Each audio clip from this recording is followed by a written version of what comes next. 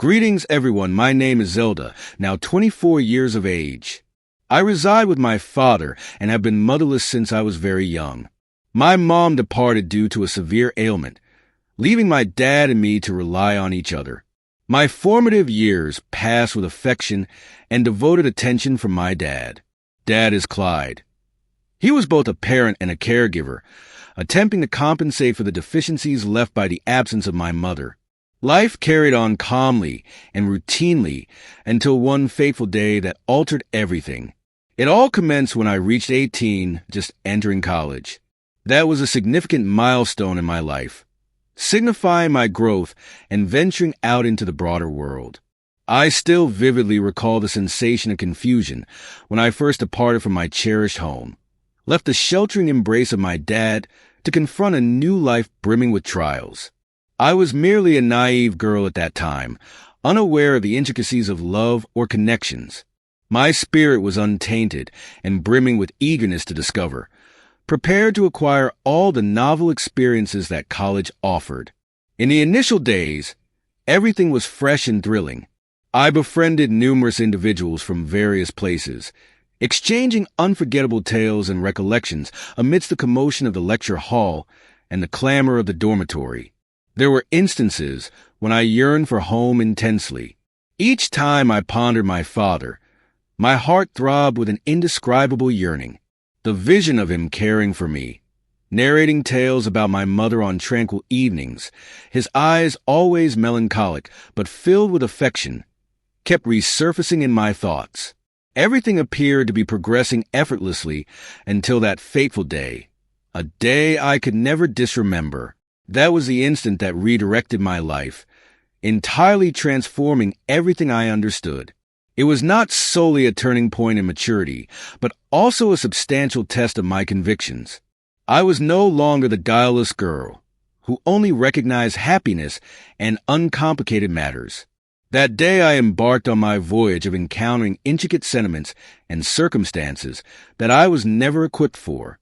Yet here I formed bonds with peers who had just commenced college like me. Nevertheless, they differed from me. They were not unassuming girls like me. They were acquainted with visiting pubs, engaging in lively gatherings, and overall, they comprehended the dynamics between males and females. We cohabited in a compact dorm room within the institution, sharing a confined area but abounding with merriment and ceaseless narratives. Initially, I was oblivious to those affairs and stayed timid and detached from their realm. Nonetheless, as time elapsed, I started to sense myself progressively captivated by those pursuits. On weekend evenings, our chamber was more animated than ever. My companions applied cosmetics, selected their most stunning attire, and the energetic tunes resonated from their cell phones. The exhilaration in their eyes sparked my interest, and steadily I was enticed. The animated dialogues about social events and fresh adventures made me feel as though I didn't wish to be excluded. Initially, I participated with the goal of investigating, striving to encounter something I had never recognized before. The first time I ventured to a pub with them, I distinctly recall the sensation of exhilaration blended with bewilderment upon entering a realm overflowing with flickering lights, deafening music, and boisterous laughter. I stood beside them, taking sips of the cocktail my companion handed me, feeling the slight acridity spreading in my mouth. Evenings like that steadily became customary. From being a spectator, I joined the lively ambience, clutching hands with my friends and dancing in mirth and unending merriment. I also acquired the skill of drinking from them. Initially, it was merely small portions, then it escalated to downing the entire beverage without hesitation. I recall the late hours when we returned to the dorm with laughter and unsteady steps, our conversations brimming with amusing anecdotes we had just encountered. That sense of liberation and defiance made me feel more vivacious than ever, no longer the naive girl I was upon first entering university. I traversed a threshold I had never contemplated before. Through the gatherings, I progressively grasped the concept of love, something that was formerly just an abstract notion. One evening at a classmate's birthday celebration, I encountered a new acquaintance. His grin and gaze accelerated my heartbeat. For the first time, I distinctly experienced the genuine throb of affection. Late into the night, we exchanged lengthy messages, shared personal narratives, and aspirations for the future. Love arrived unexpectedly and captivatingly. The inaugural year of collegiate life swiftly passed in a whirlwind of vibrant and ceaseless days. I recognized that I had transformed significantly since my arrival. From a bashful girl familiar only with studying and simple aspirations, I evolved into someone acquainted with boundless amusement, the tart flavor of wine, and the ardor of music resonating in my soul. As the first year concluded, we bid each other farewell, each carrying a fragment of our shared recollections and impressions. The dormitory grew quieter as roommates departed, everyone returning home to relish the summer break. The peculiar sensation of emptiness without laughter, late-night escapades, or lengthy tales in the darkness made me realize my accustomation to that way of life. And everything resumed when I returned home. The moment I stepped into the house, I saw my father seated, engrossed in the television, his gaze fixed on the screen, oblivious to my return. Observing that scene, a playful notion struck me to sneak up and startle him for a surprise. I tiptoed cautiously, attempting to avoid any sound, gradually nearing him. Just as my hand was about to touch my father's shoulder to frighten him, he abruptly turned, swiftly seized my hand, and drew me into his embrace. You returned without a word. His voice resonated warmly. We both erupted in laughter, surprise, and joy permeating the air. I gazed at him, pondering how he detected my approach. Upon inquiry, Dad gestured toward the mirror positioned parallel to the TV. I turned and saw the explanation. That mirror had mirrored my every movement, alerting him to my scheme from the start. I burst into laughter, feeling both embarrassed and entertained by this revelation. Dad chuckled along, his eyes gleaming with the warmth and affection I had long known. After some conversation and laughter, I rose and informed Dad that I needed to retrieve my suitcase and retired to my room. He nodded, maintaining a gentle smile. I walked to the luggage area, feeling the tranquility and warmth of the home, a place brimming with memories and the love Dad held for me. The afternoon atmosphere was serene yet not dull, as Dad's presence enlivened everything. That night, my father and I settled down to have supper in the tranquil setting of the house. I commenced recounting memories, the days that had gone by at school over the past year. We chuckled together, exchanged humorous tales, and occasionally he would grin wryly, gazing at me with affectionate eyes. At that instant, I abruptly recognized a reality. My father is genuinely attractive now. Although he is approaching 50, he still retains the physique of a young man, perhaps due to his love for exercise and the demanding daily labor that helps him maintain robust muscles. He wore only a tank top, exposing his prominent muscles. At that moment, I observed his allure and vigor with an unusual gaze. I stared at him, my eyes unable to turn away, and my thoughts suddenly jumbled.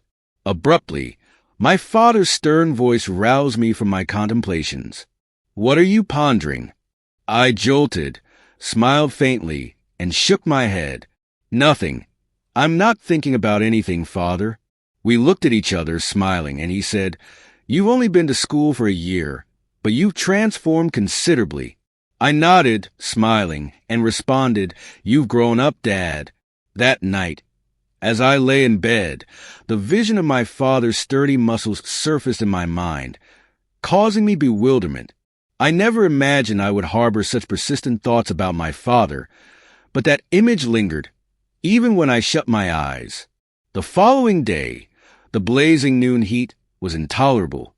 Sitting in the living room, I felt beads of sweat trickling down my back, and no matter how vigorously I fanned with a hand fan, it was futile. Every gust of wind seemed to be instantly vanquished by the scorching heat. Clyde, the man I couldn't resist stealing glances at whenever he worked, had departed early in the morning to handle business, and returned only at noon. The discomfort persisted so long that I felt every cell on my skin was about to combust, unable to endure it any longer. I decided to step into the bathroom. The water flowed cool and soothing against my skin, each droplet hastily washing away the heated frustrations in my body, making me feel more at ease. That sensation was so delightful that I nearly forgot everything around me, including closing the bathroom door. Each droplet of cool water slid down my shoulders and back. Each wave of water seemed to gently caress, alleviating the burning heat in my heart. I closed my eyes, allowing that relaxation to spread. The space seemed filled only with the sound of running water and my steady breathing.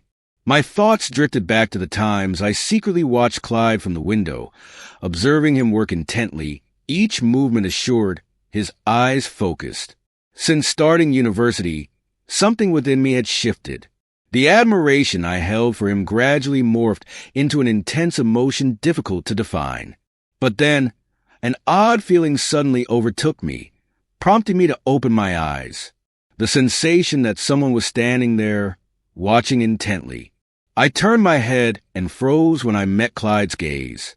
He had returned at some point and was standing at the door, his eyes fixed on me through the gap of the half-closed door, his expression frozen in an indescribable mixture of surprise and something I couldn't articulate.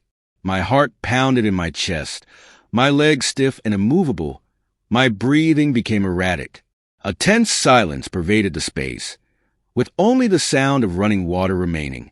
Each second seemed to stretch endlessly, and in that moment, we both understood we had crossed a certain boundary. The hush was abruptly shattered when I uttered, my voice quavering, "Father, you've returned." Clyde jolted, as if roused from a reverie. His eyes gleamed with evident bewilderment. He blinked repeatedly, glancing around as if seeking a pretext for his presence. His grip tightened on his bag, the strap quivering slightly in rhythm with his hand. I'm sorry, I wasn't thinking." His voice was feeble and fractured, his gaze averted but unable to conceal the flush on his cheeks. We both stood rooted. Despite the stifling atmosphere enveloping us, the sound of water, still dripping like a mockery, reminding us we teetered on the brink of forbidden territory. I clenched my fists, feeling the chill of each water droplet hitting the floor, trying to stifle the nebulous emotions surging within. A gentle gust wafted through the half-open window, causing me to shiver involuntarily. This sensation was both mortifying and insufferable. He glanced at me once more, his eyes locking with mine in a silent admission, then pivoted and hastily retreated to the living room. The space resumed its quietude, but my heart continued to race, a blend of bewilderment and tumultuous thoughts. After some time, I emerged from the bathroom, a towel draped around me, water still shimmering on my damp skin. The misty vapor in the room wafted out, merging with the sultry air of that sweltering afternoon. As I entered the living room, my heart throbbed upon seeing him. Clyde sat there, his shirt sticking to his sweat-drenched frame. His eyes met mine briefly, reddened, and swiftly darted away as if maintaining direct eye contact was unbearable. No longer the naive girl I once was, I felt a surge of irrepressible audacity. I smiled, advancing towards him, each step laden with longing, and seated myself right beside him. Our proximity was such that his breath grazed my cheek. "Did you witness everything just now?" I murmured with a half-smile, as if this were merely a trivial anecdote. Clyde tensed, his brown eyes aglow in the living room light, crimson like embers, his face a picture of shyness and discomfort. He faltered, attempting to form words to no avail. Dad, it's not," he stammered, his hands clutching the front of his shirt, vainly trying to conceal his rising agitation. Our gazes interlocked again, and I discerned the internal turmoil, the clash between rationality and sentiment. "Don't evade me," I whispered, my eyes unwavering from his. The air between us seemed to solidify. He swallowed, his parched lips parting to speak but halting. We both recognized the boundary between virtue and vice was blurring. Clyde inhaled deeply, his hands trembling slightly as they rested on my shoulders. "This won't do," he muttered, more to himself than to me, but I wouldn't let him desist. An unfamiliar, potent sensation coursed through my being. His eyes regarded me hesitantly, yet there was no clear sign of refusal. I couldn't restrain myself. My hands ascended and cradled Clyde's face. I drew him nearer, pressing a kiss to his quivering lips.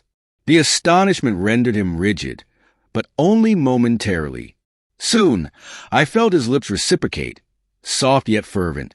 Our breaths intertwined, and I knew the intangible barrier between us had dissolved. Clyde no longer wavered. He enfolded me in his arms, drawing me into his hold with such intensity that I could perceive his heart throbbing. The realm beyond dissolved, leaving only us and the sensations of the instant. I felt each pulsating beat, each wave of warmth, as Clyde entwined his fingers in my damp locks.